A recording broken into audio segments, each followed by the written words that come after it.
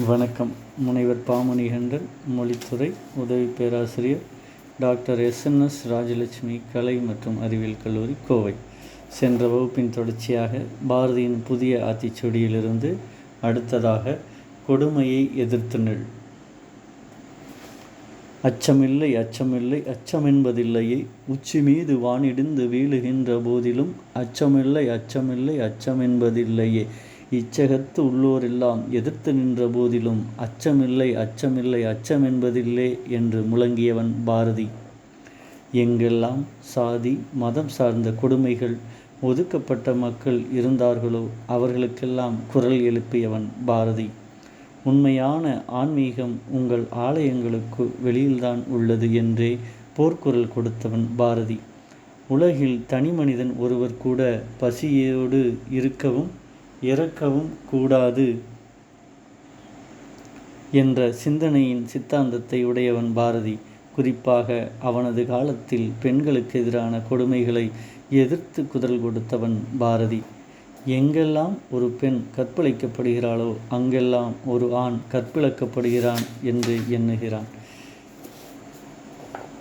மேலும் இளவயது திருமணத்திற்கு எதிர்ப்பு தெரிவித்து சிறு வயதிலேயே கணவனை இழந்த கைம்பெண்களுக்கு மறுமணம் குறித்து பேசியவன் பாரதி.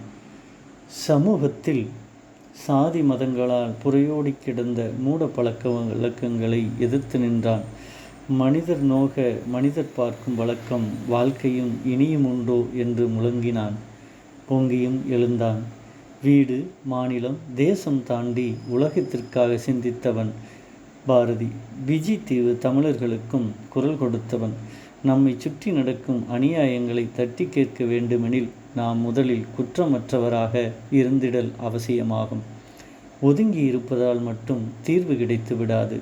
மனம் முழுக்க மனிதமும் நம்பிக்கையும் நிரம்பிக்கொண்டு கொடுமையை எதிர்த்து நிற்க வேண்டும். அவைகள் தலை தூக்காதவாறு செய்ய வேண்டும். வன்முறை எந்த வடிவில் வந்தாலும் அதை எதிர்க்கும் முதல் நபராக நாம் இருப்போம். உனக்கு எதுக்கு வம்பு, அவங்க முரடங்க என்ற வகையில் சிறு வயதிலிருந்தே நம்முடைய குழந்தைகளை உடல் அளவிலும் மன அளவிலும் தீமைகள் நடக்கும் திசை பார்க்க வேண்டாம், அதை தவிர்த்து விடுங்கள் என்றவாறே வளர்த்து விடுகிறோம்.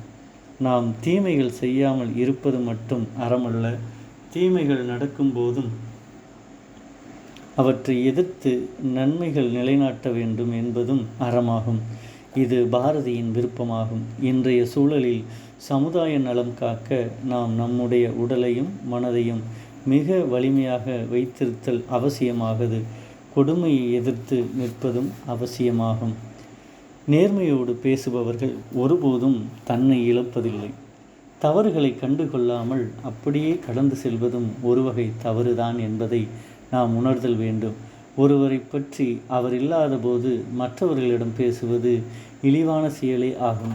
அவ்வாறு பேசும்போது அவருடைய நல்ல செயல்களை பாராட்டலாமே தவிர அவருடைய குற்றங்களை அடுத்தவரிடம் சொல்வதை விட அவரிடமே அவர் புரிந்து கொள்ளும் அளவிற்கு பக்குவமாய் சொல்லிவிடுவதிலே சிறந்ததாகும். கூட்டத்தில் கூடி நின்று கூவி பெற்றலின்றி நாட்டத்திலே கொள்ளாரடி கிளியே, அதை நாளில் மறப்பாரடி என்பான் பாரதி. பல சமயங்களில் மிக ஆவேசமாக கூட்டத்தில் பேசிவிட்டு திரைமறைவில் கைகோர்த்து செயல்படுவர்களை பார்க்கும்போதே பாரதிக்கு கோபம் வரும். தேவையின்றி பிறர் மனம் நோகும்படி பேசிவிடக்கூடாது என்பதில் கவனமாக இருந்தான். ஆனால் அவசியப்படும் போது யாராக இருந்தாலும் கொடுமையை கண்டு எதிர்க்க நிற்க சொன்னவன் பாரதி. யாராக இருந்தாலும் அவர்களுடைய முகத்திற்கு நேராகவே உண்மையை சொல்லும் தைரியம் பாரதிக்கு இருந்தது. சில குழப்பமான மனிதர்களைக் கண்டு கோபம் கொள்கிறான். தவறுகளை தட்டி கேட்க குறைந்தபட்சம் தனது எதிர்ப்பு குரலை கூட நேராக சொல்லாமல் புலம்பித் திரிபவர்களை பாரதி கண்டித்தவன். எது நேர்மையோ, பிறருக்கு தீங்கு இல்லாத நிலையோ அது குறித்த பேச்சு வேண்டும். யாரை குறித்து பேசுகிறோமோ, எதை குறித்து பேசுகிறோமோ அதில் குறைந்தபட்ச நேர்மையோடு எவ்வித சமரசமும் செய்து கொள்ளாமல் பேச வேண்டும் என்று விரும்பினான் பாரதி.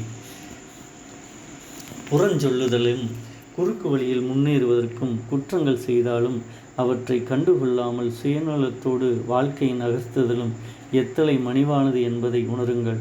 நாம் அனைவருமே நிறைய பேசுகிறோம். என்ன பேசுகிறோம் என்பதை மனதிலே கேட்டு பாருங்கள். காலத்தை காரணம் காட்டி ஒருபோதும் நமது நேர்மையை விற்றுவிடக்கூடாது. தவறுகளை கண்டு துணிந்து நிற்க வேண்டும். மிகப்பெரிய சிக்கல்கள் அனைத்துமே நாம் மனம் விட்டு பேசுவதாலே தீர்ந்திருக்கும். மனதிற்குள்ளே ஒன்றை வைத்து கொண்டு பிடிவாதம் கொண்டு நாம் பேசும்போதே பிரச்சனைகள் அதிகமாகி வருகின்றன. நமக்கு பிடிக்காத செயல்களை ஒருவர் தொடர்ந்து நம்மிடமே செய்கிறார் என்றால் அவரிடம் நேராகவே சொல்லிவிடுதல் உத்தமமான ஒன்றாகும்.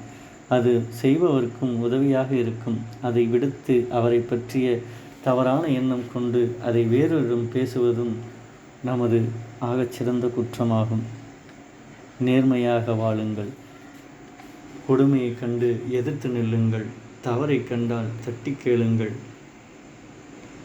கொடுமைகள் எங்கு நிகழ்ந்தாலும் எந்த வடிவத்தில் வந்தாலும் அதை எதிர்த்து நிற்க வேண்டும் என்பது பாரதியின் ஆகச்சிறந்த குரலாகும். நன்றி, வணக்கம்.